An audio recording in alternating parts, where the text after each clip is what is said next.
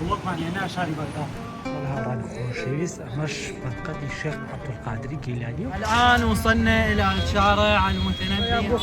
لەحاڵی ئەوەدان تەماش بیرۆکێکی زۆر پێستکەم و بیخۆتا ئەو وەسفستانایی کە من ئەی زۆرم بەدڵ بوو هەرچەند لە ڕاستی ئەمە شارع متەنەبیە بەڵام ئەخواجان خۆشبەختی ئامێ ئێستا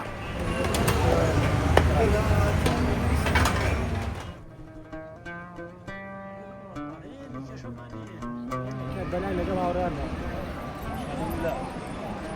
ئێستا گەیشتنی توانێ شەقامی متەنەبی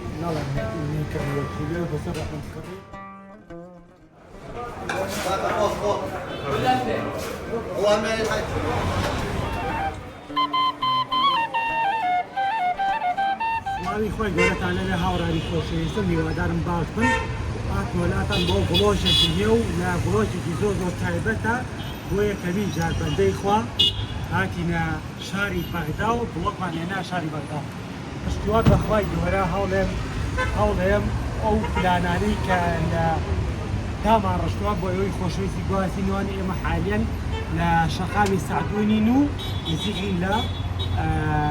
شەقامی تەحریر ئینشاءڵڵا لەگەڵمان بێنوانێت تا بزانین شاری بەغدا چۆنە تا بە ئێوەی خۆشەویستی ئاشناکەم و بەخێریۆش بە سلامەت لەگەڵمان بێنەوە. بەڵێ هاوڕانی خۆشەویستم لەگەڵ لە هاوڕێیانمان هاتوونێتە خوارەوانێ بۆ ئەوەی ئێمە کە حالێن لەناو بەقای بۆی ئینشاءڵڵا هەوڵ بدەین نانێک بخۆین و بێ ئەوە ناخۆش تەبعەن یەکەمین نمەک لەناو شاری بەغدا بکەین و لەگەڵمان بێن ئینشاءڵڵا تا ڤیدیۆکە بۆ ئەوەی خۆشەویست گواستنەوەی ئێمە بەردەوامین لە گواستنەوەی دیمەنەکان بۆ ئەوەی خۆشەویست و لەگەڵمان بێنەوەوانێ.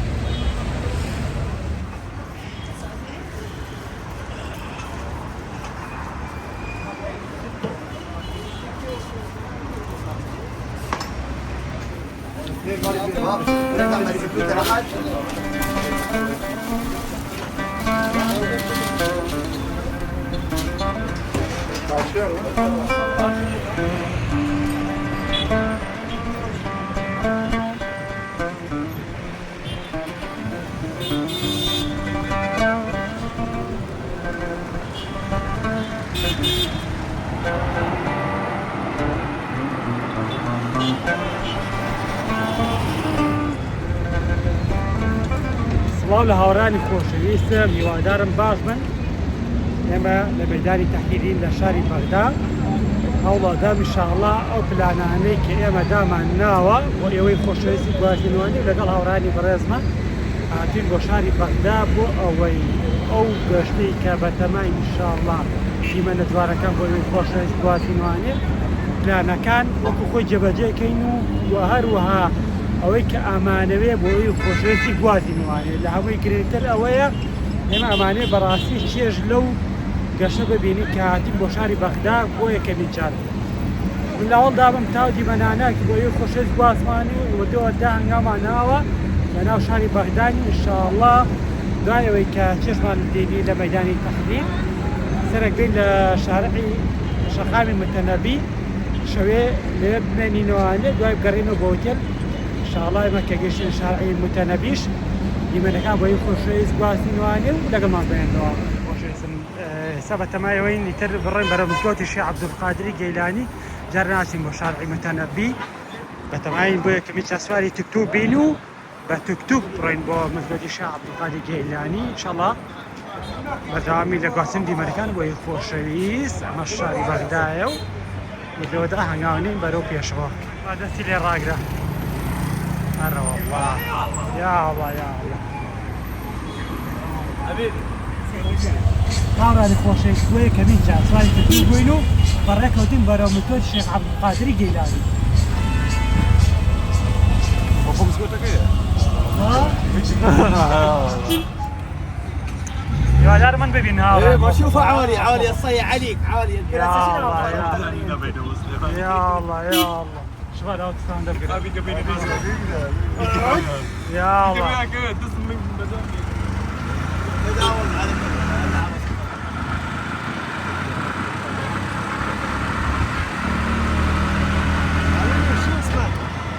حبيبي حمودي حمودي حمودي يلا يلا يلا حمودي سيبوا خفيفه وانا هورن زين هذا يا الله يا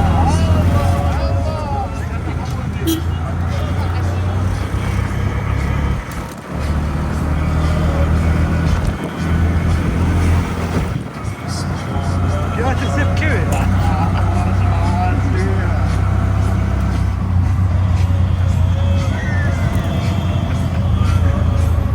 والله هوراني خوشويز گەیشتوینە تا مزگەوتی شێخ عەبدولقادری گەیلانی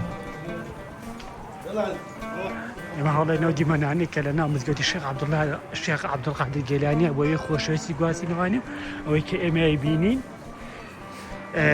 ئێوەش ئاشناکەن بنین ئێوەش ئاشنا بن پێی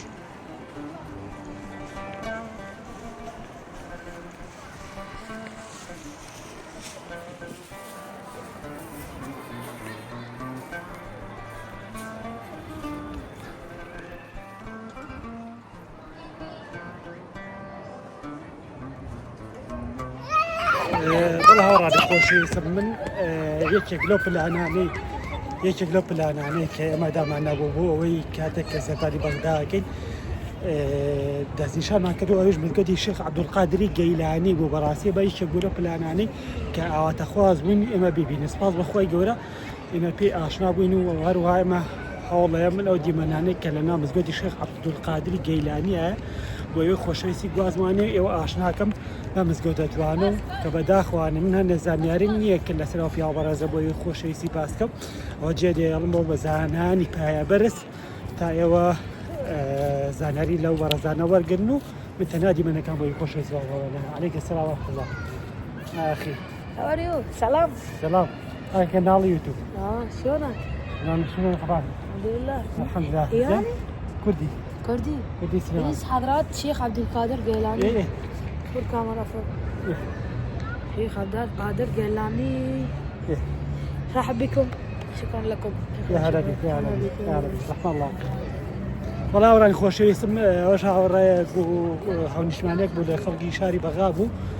ویستی دیمانێک دەگەڵ ئێمە ئەحساس کات و منیش دڵی مناشکان تەبعاً نییە وتەکەی بۆ یەک خۆشەویست گواستەوانێ و خی گەورە یارمەتی دەرمان بێ بۆ ئەوەی ئەو پلانانەی کە دامانەوە وەکو خۆی جێبەجێکەین و ئەو دیمەنانەی کە ئێمە پلانمان بەدانە بۆ یەک خۆشەویستی گوازینەوانێ و لەگەڵمان بێنوانێ کاتێکی تێرە بێنیە هەنە بابەت هەیە ڕیواتێکی بیپارێزی دەمان کاتێکێنە سەرۆنێ پێڕواکان هەنداکەن ئەمە وتە مەرخەدیکێ شەخکێ الشيخ صلاح عبد القادر جيلاني. ابنه الشيخ عبد القادر الجيلاني. من مرقد الشيخ عبد القادر؟ من مرقد الشيخ عبد القادر؟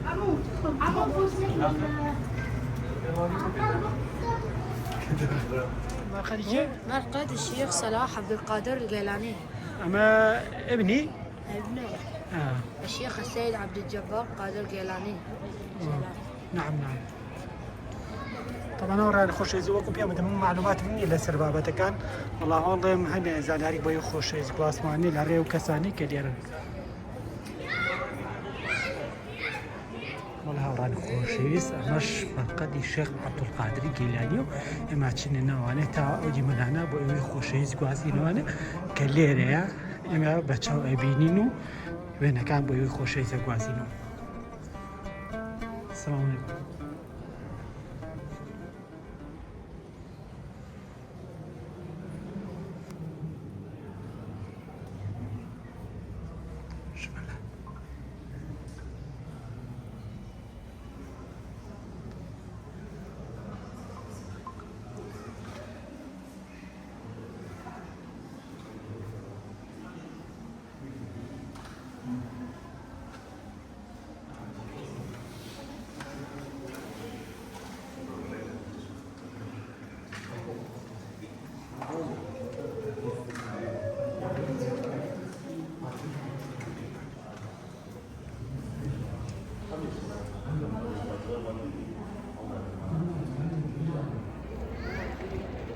بەڵێ هاوڕانی خۆشەویستم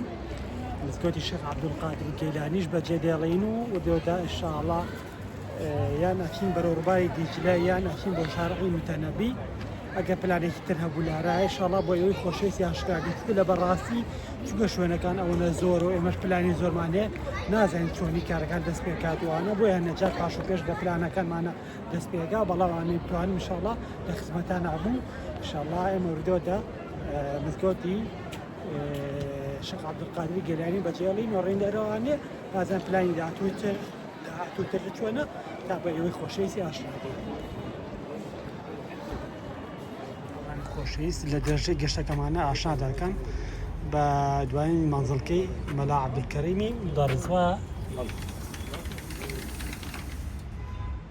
بەداخۆ من ئاشنا نیم بە پیاو بەڕێزانە خوێنم بۆ ژیانیان نەکرا بۆیە بەڕاستی ناو ناوبانگیانم بیست بەڵام بەڕاستی ژیاننامەیان با پیاوە بەڕێزانەم نەخوێنرە دوانێ بۆیە نەجار غەڵاتەکەم خوای گەورە دەرەجەیان عالی کات و فردوسی عەلا جێگەیان بێ ئینشاءڵڵا.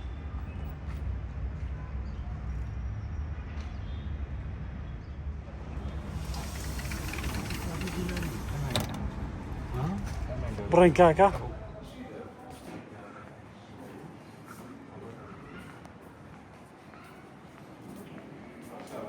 كاك شبان شارع المتنبي يلا جاي صار ابو شو شارع متنبي شارع متنبي ايام جونا. يلا شو اسمك؟ عباس. يلا اخي عباس يلا كاكا يلا كاكا. جونا. عربي عربي يلا ما داخله قوي. اوكي. يلا بالله يبقى خبر. هورن How are you? I am go now شارع متنبي. عربي. بدأ شيء كابرا تيشي ده بتيشي هذا غورنيه صورة إمام علي.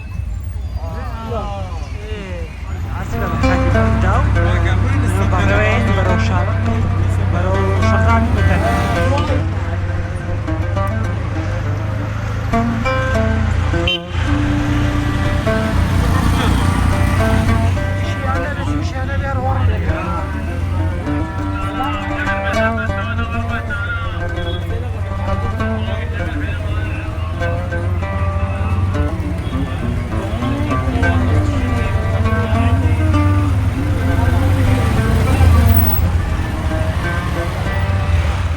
الآن وصلنا إلى الشارع المتنبي أنا والأخوة تدللون أنا خادم إن شاء الله. وهذا الولد الحجي. شلونك حجي؟ على اليوتيوب رحم الله والديك. إلى اللقاء. جبنانه كلا شقامي متنبيه ويوم خوشيسي قوازي بس براسي هاورا شوية زود وقت خبرها تصور بناكد أو كمان وجوارا ببين شقامي بو قربالكيو وهو بخبكا كلا دروي وهروها لامي سيتنيا يعني هورنا شيء اشكار زور يعني كنا كمان هم هورنا يعني بروشي تمام لا هولي قوازنا جي مركانا بين بويوك خوشيسو إن شاء الله لقى ما بينهم. خوشويستی بەداوای لێبردنەوە ئەمە شارع ڕەشید هەناک شارع متەنەبی چونکە ڕاستی ئەو شۆفێری تیکتۆکە وای بێمە ڕاگەن کەمە شەقامی متەنەبیە بەڵام بەداخەوە وانە دەرنەچوو یعنی شەقافاتە شەقامی متەنەبیە ئینشەڵڵا کە گەیشتینە شەقامی متەنەبی بەڵێن ئەو دیمەنانەی کە لە شەقامی متەنەبیە بۆ ئەوی خۆشەویستی گوازی پاسکیل لە شارع ڕەشید. ئەی خۆزگەم بە خۆتان ئەی خۆزگەم بە خۆتان. والله هاورانی خۆشەویستی ئێمە بەردەوامی لە گواستنی مەرەکە بۆ خۆشەویست و من لە شارع ڕەشید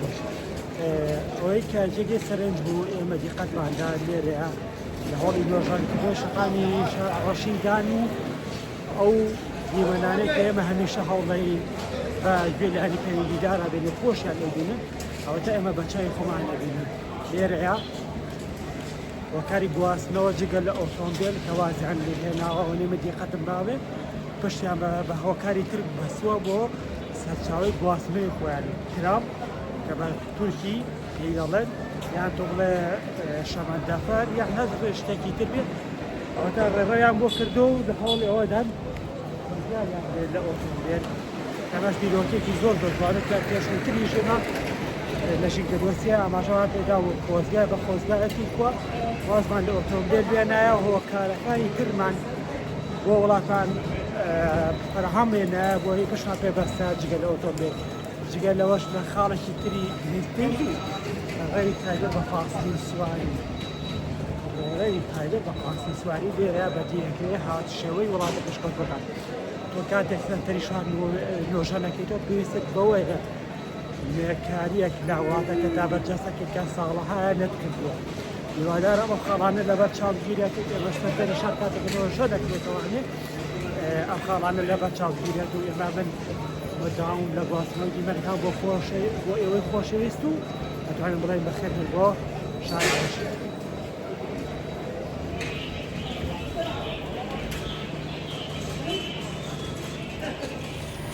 بەناوڕان خۆشەویستانێت شارع ڕەشید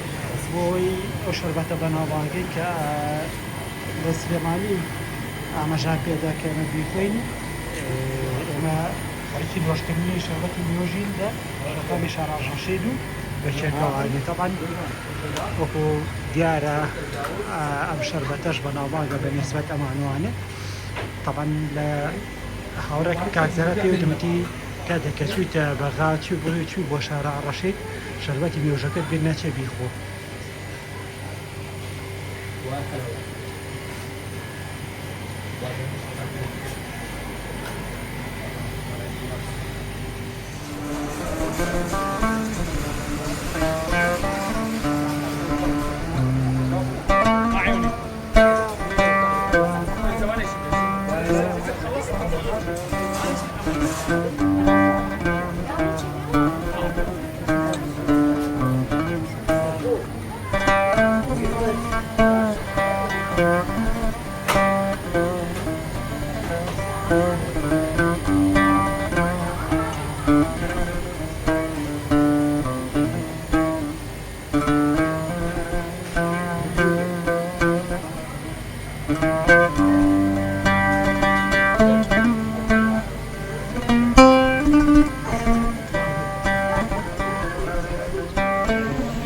زۆر بەخۆش بێ بەڕاستی وەسفی ناکەم تێستێکەم و بۆ ئێوە خۆشویستیان لەم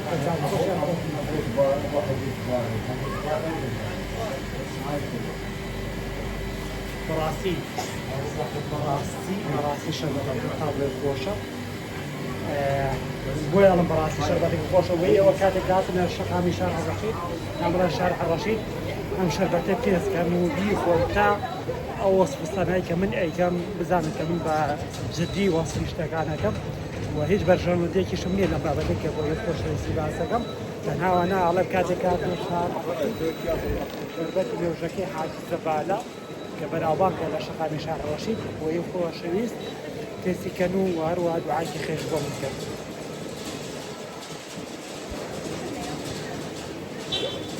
زۆر خۆشە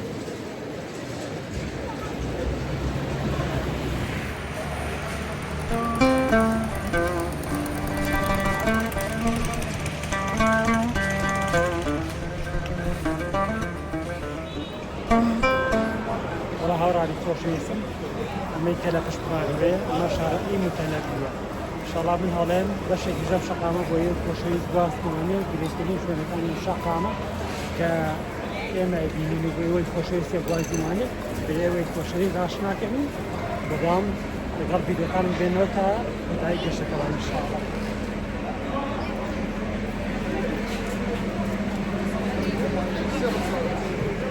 گرنگە کاتێک کە تۆ تێ کۆمەڵگەکەت بەرەو پێشەوە بەری ئەمە دەرانجام بکەیەتی ئیشی کاری دەست بۆ نمونە ئەسەمایە نمونێک لە شەقامی شار ڕەشیدم دینی بۆ نمونە ئەمەی کە بینی لە بەرچای خۆشەویستە ئێوە بینە بەرچای خۆتان کاتێک کە ئەمان هەڵی نۆژەنکردنەوەی شەقامەکانیان داوە یان وڵاتێکی خۆیان نمونەیەکی ڕابردویان وەکو دیزین داناوەتەوە نێو ئەفرۆشتەوە بە خەڵک ئەمە هەم سیمایەکی جوانە فرۆشێ بەخشە بە بازارەکە هەم مێژوو کەڵچەری خۆشانە پارێزی هیوادارم کاتێک کە سەنتەری شار نۆژە نەکرێتەوەوانێ نمونەیەک لەو مێژوەی کە لەسەرا هەیە ببەخشرێ بە دوکانارەکان یا دیزین لێ بکرێتەوانێ وەکو ڕابردوویەک هەم بابەتی بازرگانەکە پارێزرێ هەم شوێنەوار و کەلتورەکەی خۆشمانە پارێزرێ وەکو کەڵچەر ئەمێنێتەوانێ و هەم دیمەنێکی زۆر جوانیشی هەیە بۆ کەسانی کە سەردانەکەن ئێستا بۆ نمونە من کاتێک هاتوومەتە ئێرام دیمەنەم دینی بەڕاستی زۆرم بەدڵ بوو هەرچەند لە ڕاستی ئەمە شارع متەنەبیە بەڵام ئەگەرمە بەروادێکی بە شار ڕەشەی کە ئەو دیوە شتێکی زۆر جوانە هیوادارەمە باتانە لەبەر چاو بگیرێت و بۆیە بۆی خۆشەویست بۆ کردەوە.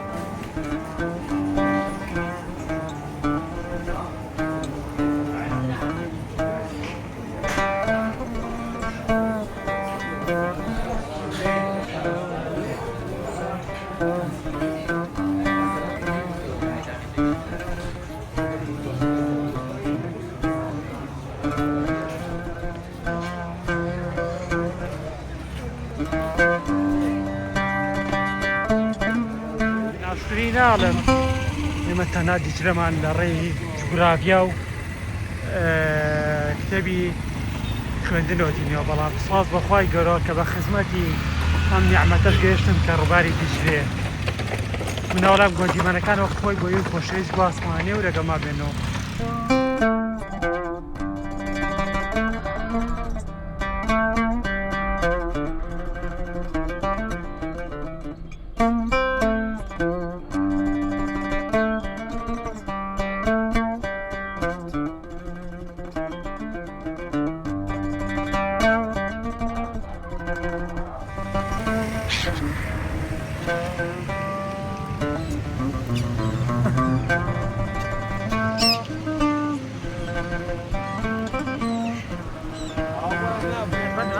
شبه هلا رقي بنوانا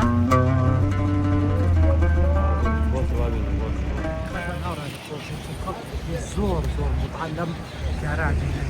جلسي مشاريعين لم برازي كرد باشان ليري هلا بصرنو اي بخشن بين ورسكان يعني هو كار زور كتبو يضلط خوش براستي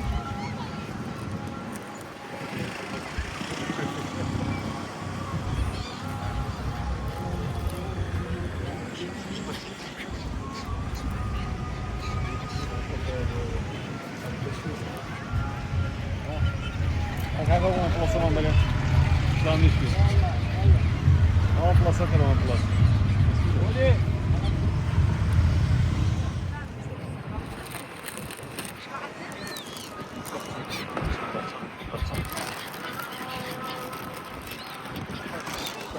حاضروا التفاصيل هو كان خوش بحكي اعمل يسا ها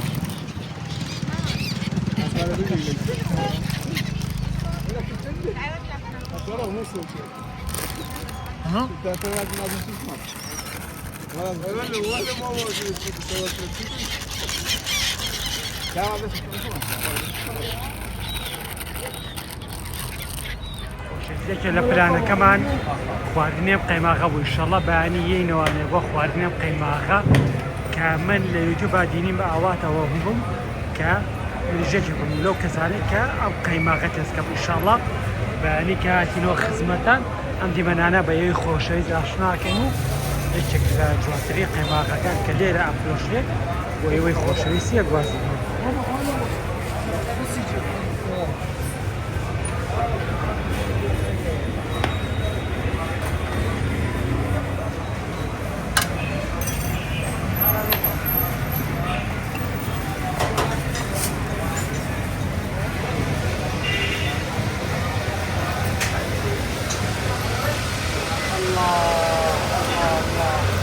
ما شاء الله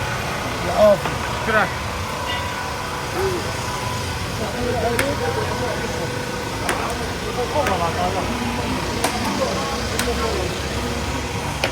طبعا هاوران خوش بەرێ چێکی لە قەیماغە بەناو باگەکان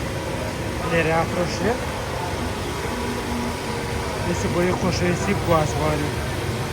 يا مرحبا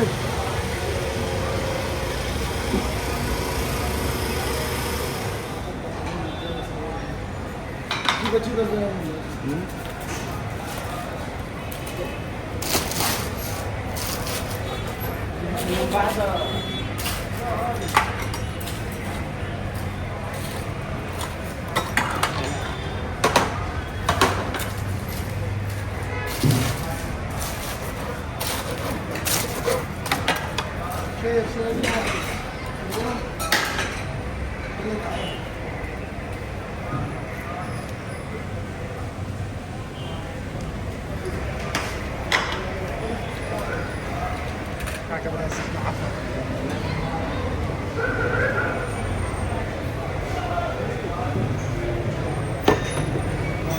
عاف نزل سينما قرايني تونا وشقامي رشيديان شارع رشيد أقصي مالقرن بوميجور أقل بغداد بمجورة برواد شقا مكاني بمجورة من جركات وأنا بيجو خوي باريزي یەکێک دەبێت لە باشترین وڵاتەکان بۆ گەشتی گوزار ئەمە بمێنە قسەیەکەوە ئەیکی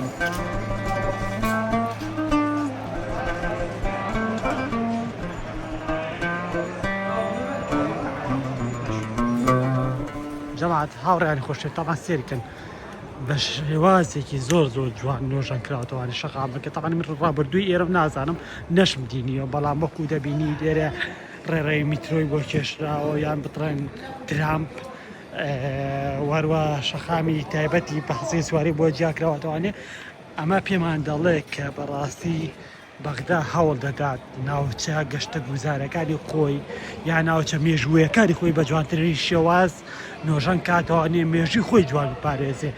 من وەکو خۆم کە بەردەوام دیقەتی ئەو دیمەنانە ئەدەم کە لە دەوروبەرمان ڕۆدەدە کاتێک گەشتی خۆ دەکەم هەمیشە سەرنجی ئەو بابەتانەیەم کە نییەکە لە دەوروبەری ئەو شوێنەدا ڕوو ئەدەن و وە بینەرەکان مێ گوازوانێت کە بزان پێیان دەڵێم ئەم دیمەنانە چندێک خزمەت بە مرۆڤایەکە تی ئەکات و لەگەڵ ئەوەشدا ئاوێتەی ڕەندانەوەی شوێنەکانی خۆمانێکم لە وڵاتێکی خۆماندا کە چۆن مێژوو پارێزیێت و چوو خزمەتی ڕابردووی مێژوو بکرێت بەم جۆرە بە بینەرەکانمی ئاشاکەم ئێمە بەردەوامی لە گواستنەوەی دیمەنەکان بۆ ئێوەی خۆشەویست و لەگەڵمان بێنەوانێ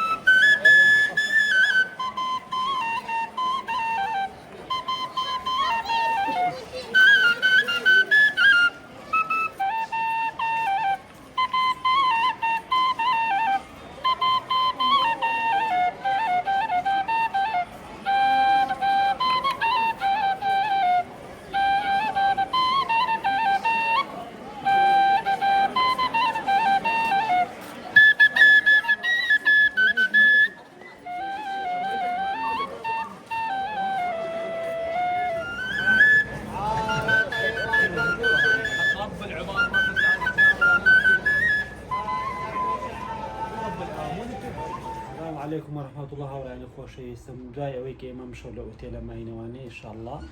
ئەڕێین بۆ قەیماغەکەی ڕەسوڵە بۆ قەیمەر کە قەیماغێکی زۆر تایبەتە پشت بەخوای گەورەکە گەشتینەیە ڤیدیۆی تایبەتە بۆ ئەەکەم و لەگەڵمان بێنەوە يلا جماعة والله وراني خۆشەویستم ئینشاءالله هاتوینەتە خوارەوانێ بۆ ئەوەی بڕێن بەرەو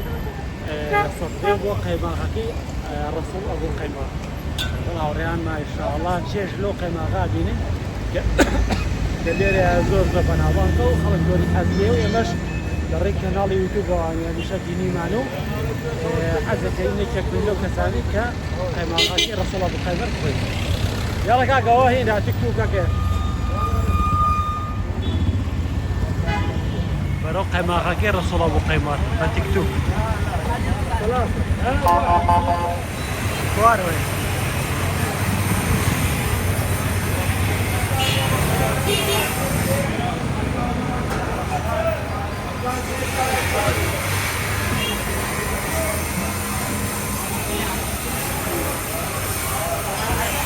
وين تروح؟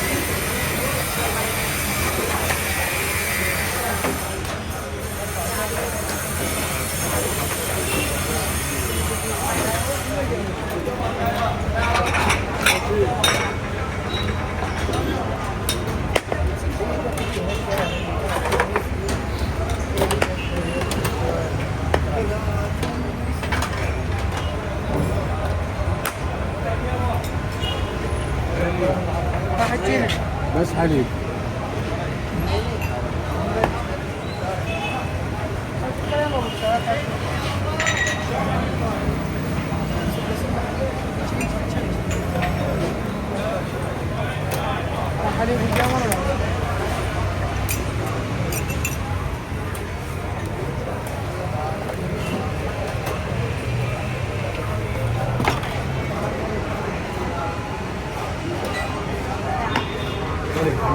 حليب ويا تلاقي مرة 11 ولا ثالث؟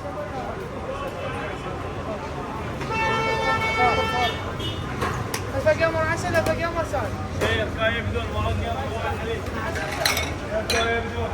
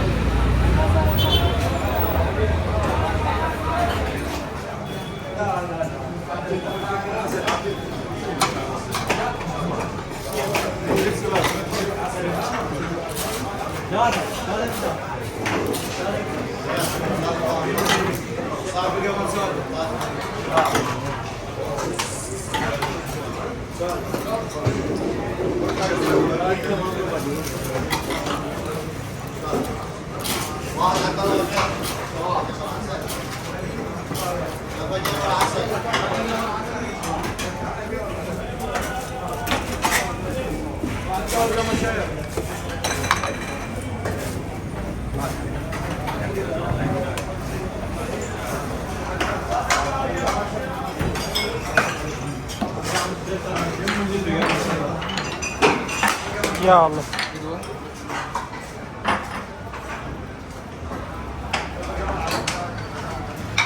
والنوشيجان ثانية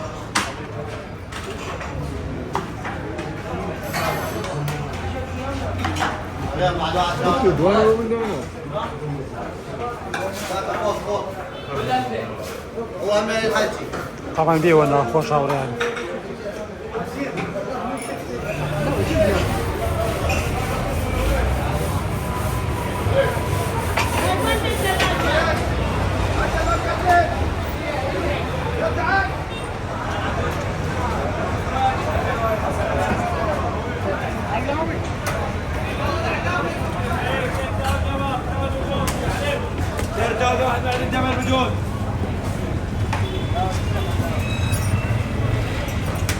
مربى بدك مربى.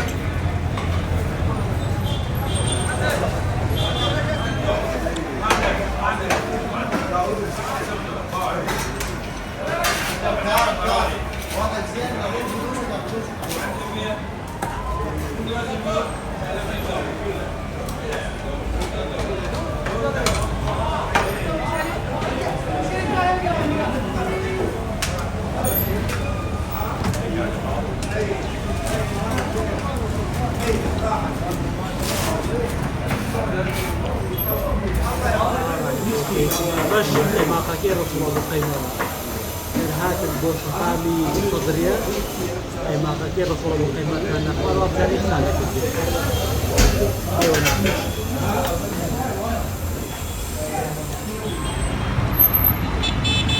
فايزان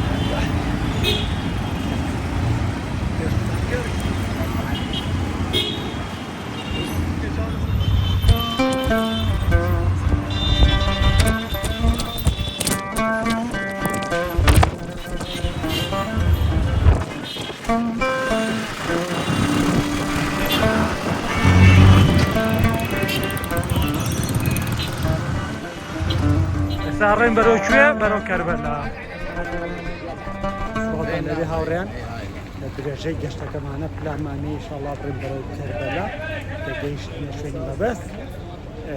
بداوين ببلوغا كماني ولخدمة عادي عليكم ورحمة الله صوتنا اللي هاوريان خوشيست اما گەیشتین هێتا کەربەلا و ئیتر بەپێی توانە هەوڵێم ڤیدۆکان وەی خۆشەویست گواستمەوانی بەڵام خۆشمانە پارێزین لە زۆر ڤیدۆکردن نەوەک مەمنوع بێتوانە ئینشەڵا لە خزمەتانە هاتبووم و ئەم دیمەنانەی کە لە کەربەلاشە بۆ ئێوەی خۆشەویستیە گواستمەوانی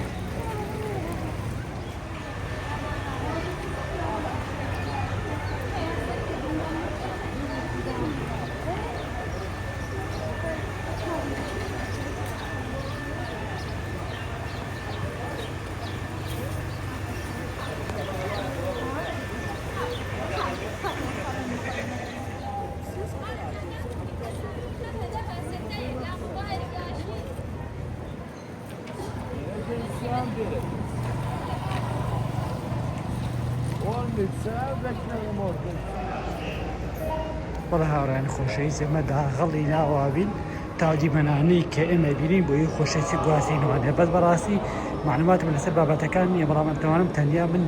دیمەنەکان بۆی خۆشەویست گواستمەوانی ئێوەش ئەتوان بینەری بن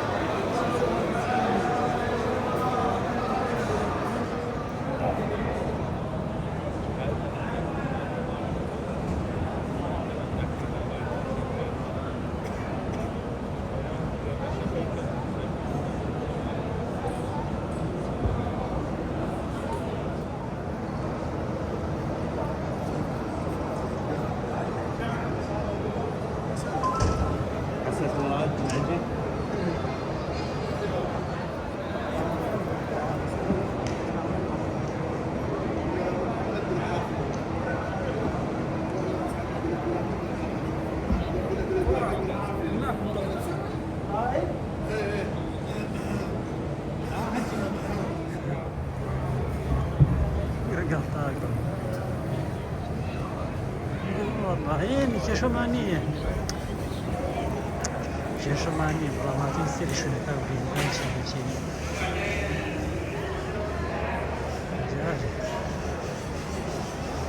جاري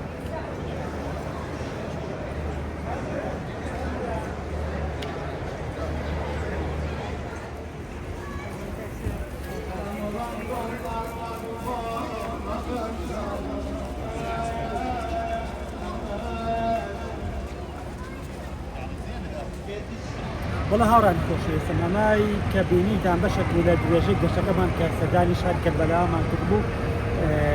تەنیا ئێمە دیمەنەکان بۆ ئەو خۆشەویستە گواستینەوە ئێوەش ئەتوانن بینەری گەشتەکان بن و ئێمە دۆڵەمەنی بڵۆگەکە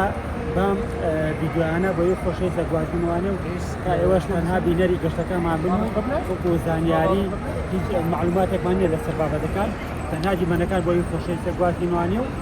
لەگەڵ ما بێنەوە تا کۆتای گەشتەکە.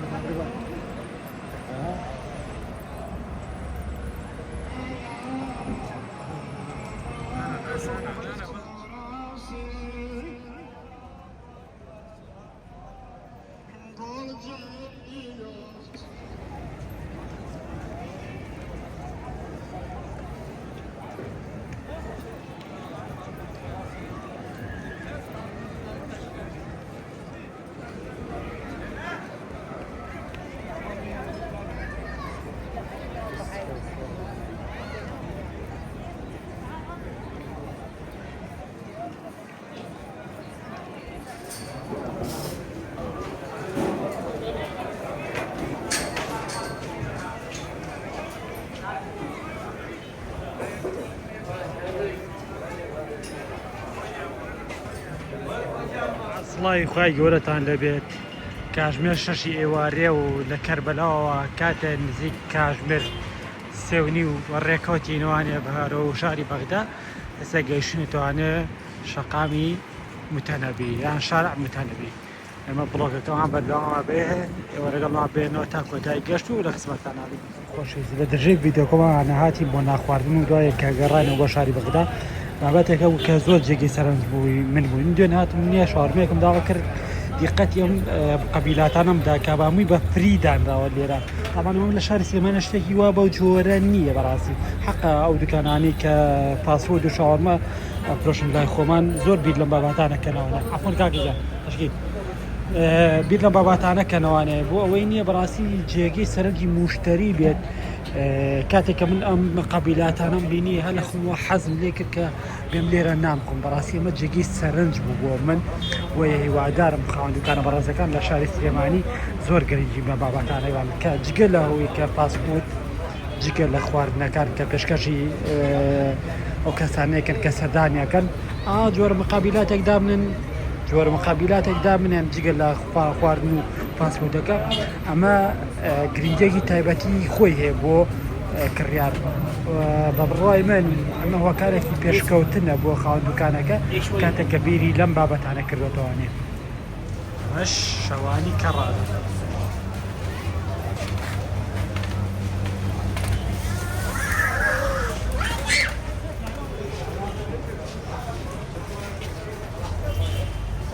شەوانی کەڕادە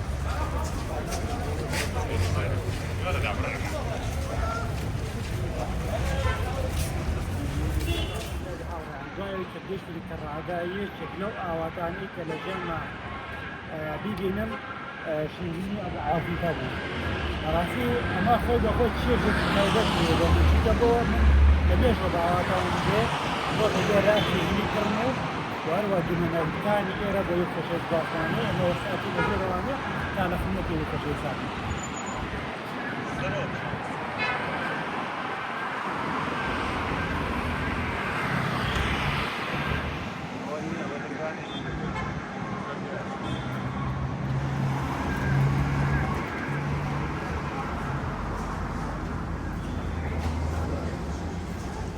شتەکانیان زۆر دامەستە خواردنی شیرینیەکان زۆر جوانە وەرە ئەوەی ئەو بەرە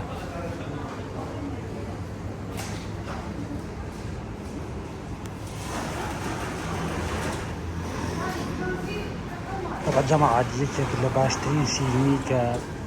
لە ڕۆژهەڵاتی ناوەڕاستە ئەوەی بە بۆنی بە بۆچوونی خۆم کە بفرۆشرێ شیرینی ئەبوو عافیفە زۆر بەلەزەتە تو ئەمە نییە من خواردووە بۆ ڕم بەلەزەتە بەڕاستی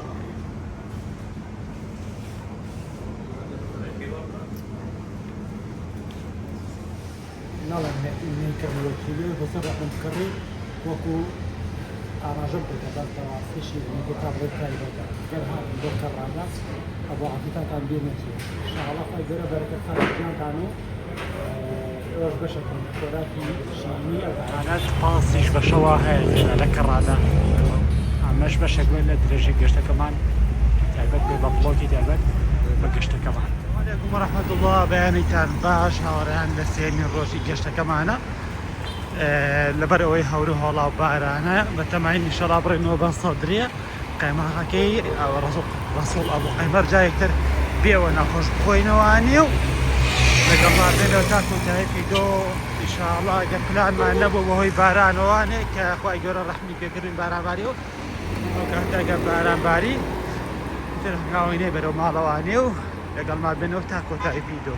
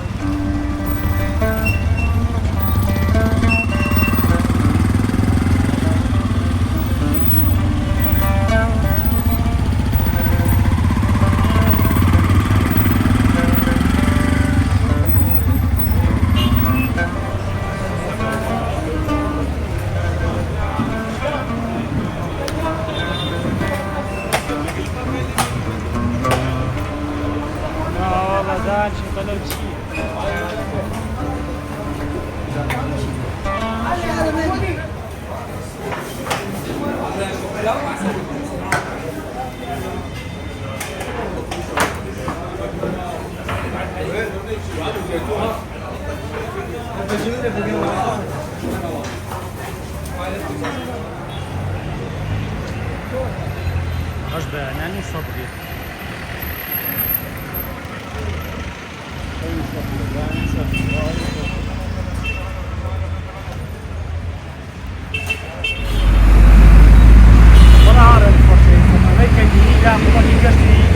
شاری بەغدا و دوانیمان چەندی شوێنەی ئاساری و مێژوێ و هەروە شوێنی گەشتیاری بەسەر کەینەوانێ و لە خزمەتەوەی خۆشەویست بووم. ڕاستی بۆی گۆڕانی کەشەوەوە نەمادوانی گەشتەکە بە تەواوی جێبەجێ و خۆش پلانەکە. بۆیە لێرە کۆتایی بە بڵۆژەکەم هێنم هیوادارم توانێت بێتە قیمەتێکی جوان بۆی خۆشەویست گواستە دوانێ و کە بێت توانە لە خزمەتەوەی خۆشەویست بکرێتم تا بڵۆژێکی تر ماماوەیە خۆتانەکەم.